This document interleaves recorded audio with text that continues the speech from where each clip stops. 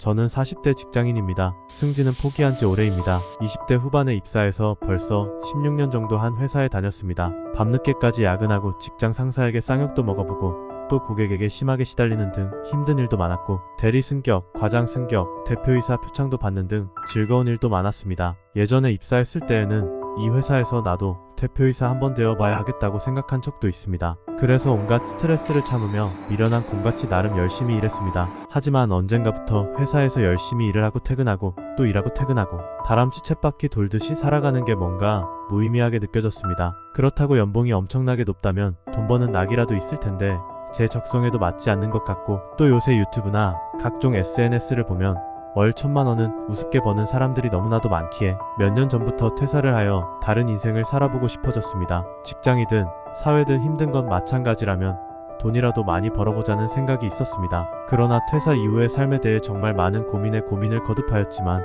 결과적으로 아직은 퇴사를 하지 못하고 계속 다니고 있습니다. 퇴사를 하지 못한 현실적인 이유가 몇 가지 있습니다. 첫 번째, 신용대출입니다. 회사가 은행과 연계되어 좀 더 저렴하게 낮은 이자율로 신용대출을 받을 수 있어 현재 큰 금액의 대출을 받은 상태인데, 퇴사를 하게 되면 대출도 상환을 해야 하기 때문입니다. 물론 은행과 협의를 하여 대출 전부 상환이 아닌 일부 상환이나 대출이자 금리를 높이는 방법이 있을 수 있겠지만 월급으로 그달 살아가는 제 입장에서는 큰 부담이 아닐 수 없습니다. 두 번째, 생활비와 주택담보대출 이자입니다. 앞에 말씀드린 것처럼 그달 월급 받아서 생활비나 주택담보대출 이자를 납부하고 있는데, 확실한 수입원을 확보하지 않고 무턱대고 퇴사를 하게 되면 당장 살아갈 돈이 없어 큰 부담이 될 게 눈에 뻔합니다. 세 번째, 도무지 퇴사해서 뭘 해야 할지 모르겠습니다. 유튜브나 각종 SNS에 보면 유튜브, 블로그, 온라인 판매, 부동산, 경매, 자영업, 코인 등등 월 1000만원 버는 사람들이 수두룩합니다. 그것도 이렇게만 하면 쉽게 법니다 하고 쉽게 돈 버는 것을 강조하는 사람들이 있는데,